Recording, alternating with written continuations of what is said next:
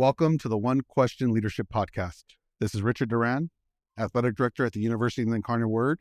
The Leadership Development Program at the NCAA allowed me to not only fine-tune my skills, but prepare me to take the AD chair.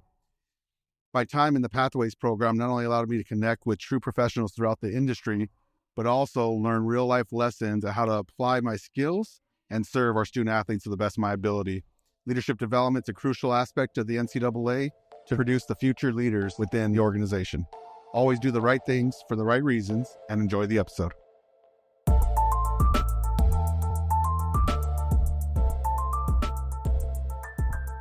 Greetings, this is Ty Brown and welcome to the One Question Leadership Podcast, where we highlight executive and organizational leadership. Be sure to follow us on Twitter and Instagram at 1Q Leadership.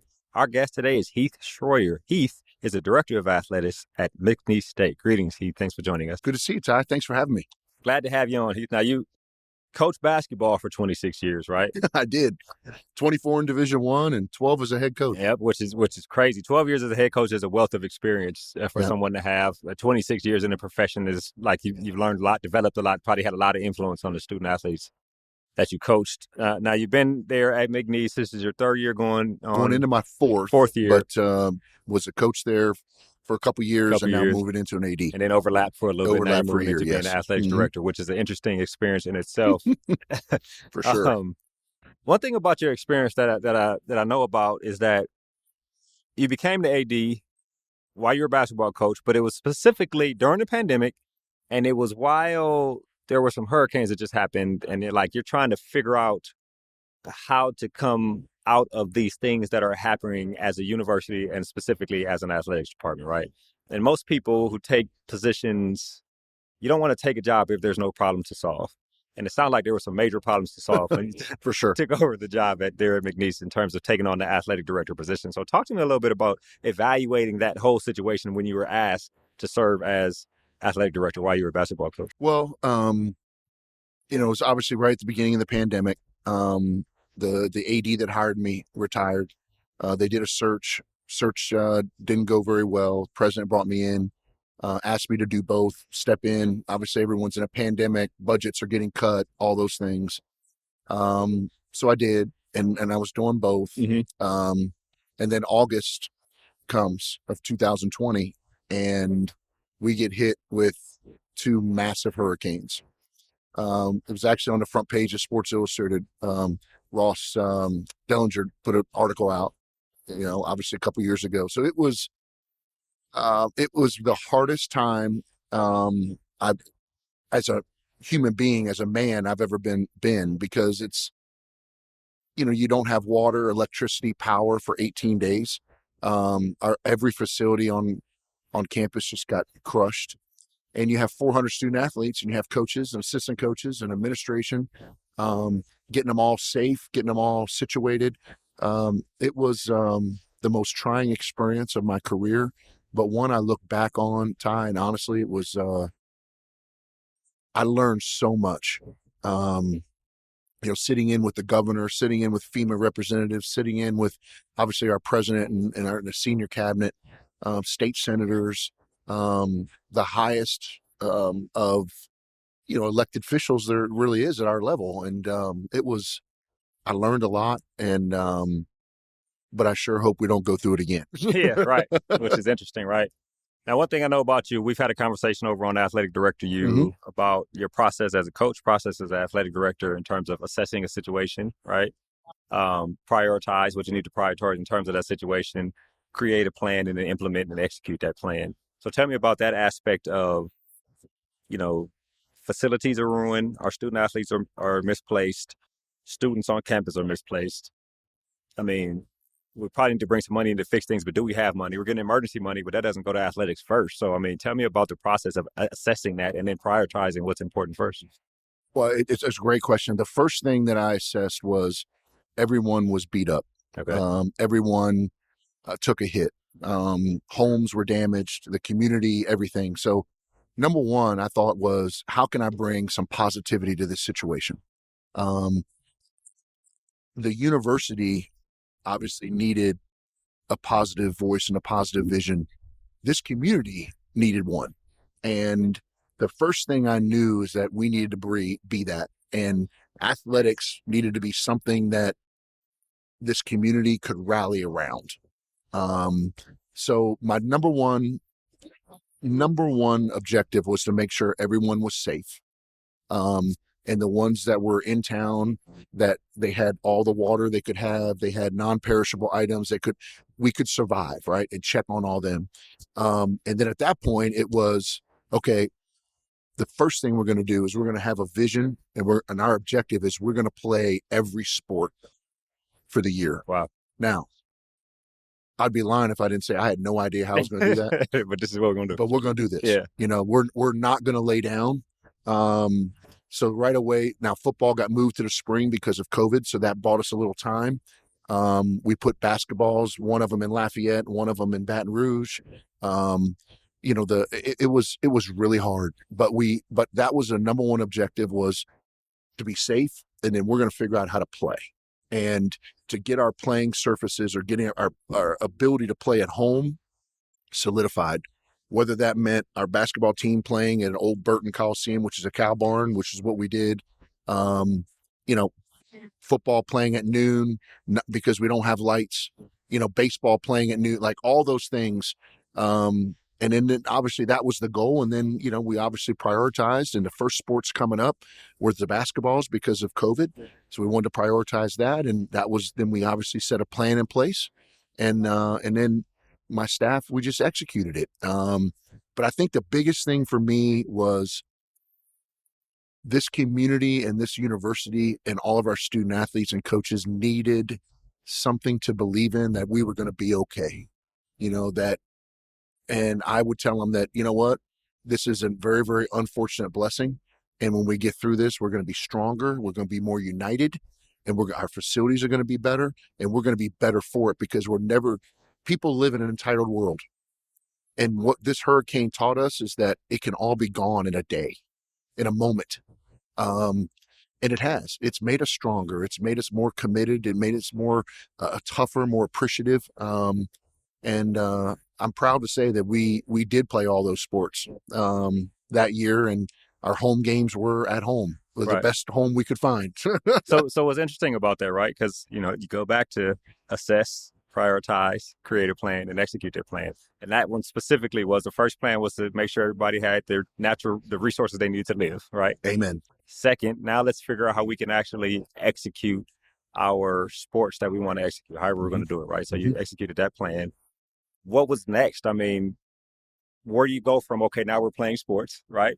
I mean, I imagine there's an aspect of looking at the facility, like, these things are really messed up here, guys, and we got to rebuild everything. Like, tell me what was next after that. What was the next priority, I guess? Well, then the next priority was was obviously fixing our basketball arena. So facilities came next. After that, it was all about the facilities, and honestly creating a mindset within our coaches that we can't be woe is us. You know, it was an old saying, but we're not going to lay down. You know, we got to find a way, and we have to work together. I think the one thing that it taught us was, you know what, if soccer needed to use the football field or vice versa, we have to help each other. We can't sit there and say, well, I have my pride. Like, we all had to work together, right? You know, it couldn't be, you know, the battle between men's basketball and women's basketball in practice times. Like, I squashed all that stuff. Like, we don't have time for all that. Like, we have to work together. So that was the next priority. And then obviously, you know, dealing with insurance, dealing with the state, dealing with FEMA. I'd love to say that it's over. It's not over. We're still dealing with it. Huh? But our basketball facility is done. Our press box is not, but we're able to get lights. So now we're playing at night again. Our baseball field, we're able to play. We're able to play at night again with. So, you know, our softball field got damaged. That's up and running again. So we've clipped along here day by day. Make it happen, yeah. And I wanted to create a sense of normalcy the best I could. You know, it's and I said that to our staff, was that these kids that come back, they're not coming back to the same facilities they had. But they need to come back to the same energy and the same commitment And for them to understand that they're helping this university and this city grow and become better and rebuild. And it's, I met with all the student athletes and I told them, this is something you'll never forget. This is a powerful moment in your lives that you can always look back and say, you know what? I was part of the true rebuild of an athletic department, of a team, and of a city. And I think that really helped rally everybody. But again, it goes back to being able to have a vision and communicate it and get people to understand that they're every role. I mean, from the managers to the people who, mow the grass to everything, it all mattered. I go back, it all comes back to me so quickly now, but like getting the grass mowed, because that's normal, right? Like we just can't sit there and say, well, we have a hurricane, so we're not going to mow the grass for 2 months. Right. We got to mow the grass, and just the little things that we could try to do to get our student athletes and our coaches and our support staff to go, okay, we're going to be okay. Yeah. What I find interesting, and maybe I'd have to talk to your staff about it, but you come in right at the beginning of the pandemic, right? Right. And you're pulled in two different directions: basketball and athletic director. And there's a pandemic, and you know what I mean? And oh yeah. And at some point, you give up the basketball thing and just stick with being leading the department. But there's this aspect of leading people through turmoil, right? And the reason why I say I would have to ask your staff, but it's like, are you a believer now in the Schroyer way? I mean, like, because he's come in and he's had to lead us through this, and you could have easily been like, I'm gonna just coach basketball. For sure. Hey, there's no doubt. Yeah. There's no doubt. And I'd be lying if that moment didn't cross my mind once or twice. Like, it'd be a lot easier just worrying about these 15 basketball players, right? Mm-hmm. But I'm a man of faith. I believe that I was put there for a reason, and I truly believe I was put there for that moment. Okay. And it sounds big and bold, but I really do believe that. I believe that I was put there for this moment to take this department through that and into the future. And everything happens for a reason. I had a lot of sleepless nights because I was worried about all the kids, where they're at. I was, you had a soccer team that was displaced. And then, trying to do it all during a pandemic and social distancing and all. I mean, it just was so hard. Whole lot, right? But it was the most rewarding experience ever. And I've told people that I haven't sat in the chair very long, but when you go through a situation like that, it's almost like a dog year. Yeah. Right? Like, I mean, it like really... The presidents, right? They're going with the black hair and they come out all gray hair and grizzled. Amen. For sure. I mean, like, people can go I tell people go their whole careers and not deal with something as traumatic as that. And I dealt with it in my first, year or so. Like, it was just... pandemic and hurricanes, for sure. But I'll tell you this, though, it taught me a lot. And, but it was moments where I said, they're all looking to somebody. Yeah. And I'm going to be that person. We're going to get through this and we're going to be better. McNeese is not going to lay down. We're not just going to cave in and say, hey, we can't play. We're going to play. Yeah. Joe Castiglione, Oklahoma, always says, be someone people want to follow, right? Mm-hmm. And I've heard you say in the past, you got to give people something to follow, right? Give them a plan, right? Create the plan so they can follow the plan, right? I think that's excellent. You look at where we are now, right? We're summer of 2022, going into a new academic year here, or coming out of an academic year, going into an academic year.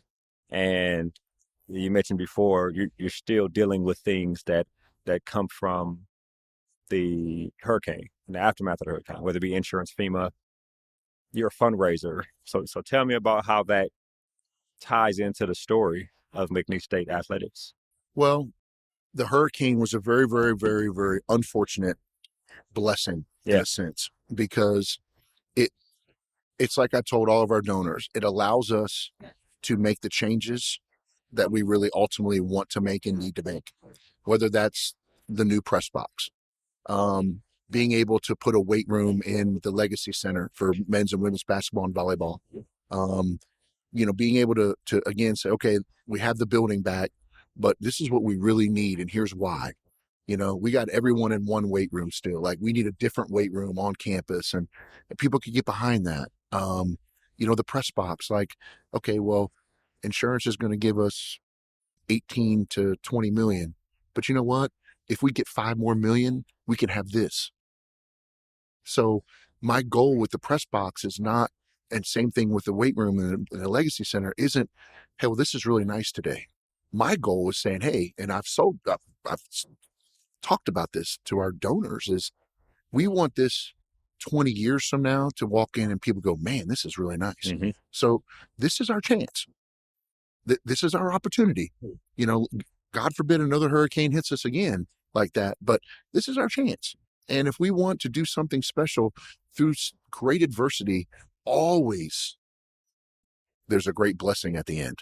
I really believe that. And we went through it. We're still going through it, but we have an opportunity to make our university and our department bigger and stronger than it's ever been. Yeah. Mm-hmm. I wonder about the stories that the student athletes tell, right? Because I know they have, well, A, being a student athlete is a story in itself, right? It's hard. B, wherever background you came from is a story in itself. C, you're going through a pandemic, which is a story in itself. And then D, we're going through this hurricane where we don't have a facility that might not have a dorm or might not have an apartment, and we got to figure out where we're going from the future. So I wonder about the insight you've received from student athletes as you continue on this journey there at McNeese State. It's a great question, Ty. I'll tell you that, and I told our coaches this, none of these student athletes signed up for this. Mm-hmm. Like our basketball team, everyone signed up to be in the Legacy Center. They didn't sign up to be displaced and be in Lafayette for 2 months and not have a first month of practice. I mean, weren't able to practice because we had nowhere to go. You know, right. So you're a month behind. You can't ever catch up. They didn't sign up for that. So there's a fine line of, loving them because they stuck with you, but also pushing them because, hey, you know what? At the end of the day, there's still a scoreboard. Yeah. And this is life and things are going to happen, but you got to figure out how to win. Mm-hmm. Right. But our student athletes, I think, really, really came together. The thing I'm the most proud of is that we had kids coming back into town to go tarp roofs, to go help people move furniture, to feed people, to hand out water, especially the ones local in Louisiana and Texas. I mean, they would come over and just go in the community and just help. I mean, can't ever really describe it in a sense where you go 18 days without electricity, without water. You wake up every day with a different mindset, and it's, how do I find water? How do I find gas for a generator?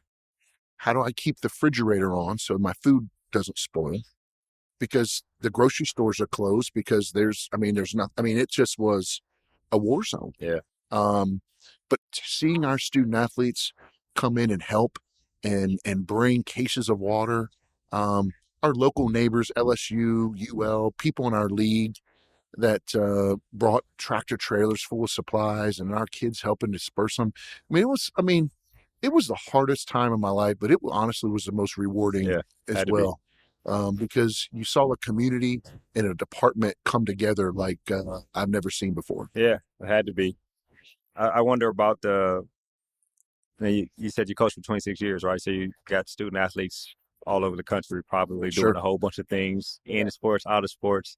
But you probably heard from some of them who knew that you were down there and leading the department down there. What was some of the input you received from people who had anything to do with McNeese State, but the Heath Schroyer people because you coached and influenced them over the years? It's funny you asked that. I mean, it was very humbling. A lot of the messages I got from former players and coaches and even other administrators that, you're here for a reason.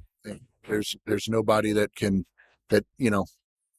do this, that this is why you're there. Right. At this moment right now is why you're there. And it was very, very humbling. So many of the messages I got.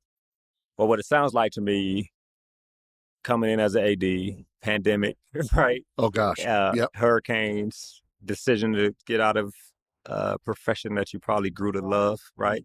Had to decide whether you can live without it or not in terms of basketball, and becoming the athletics director, helping people weather the storm literally in terms of hurricanes down at McNeese. It sounds like they hired the right person, and it sounds like you value what you do and feel like you are being very transformative for the community down there at McNeese State University. I appreciate that, Ty. It means a lot. Yeah.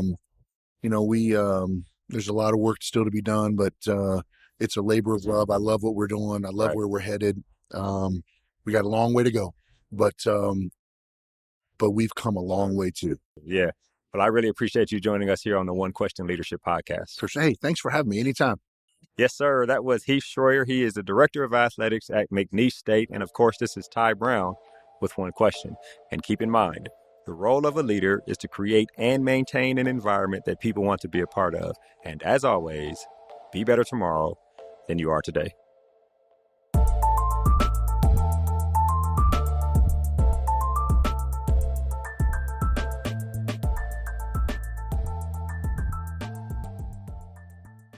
This episode of the One Question Leadership Podcast is produced by Spades Media Group, solving problems using creative leadership.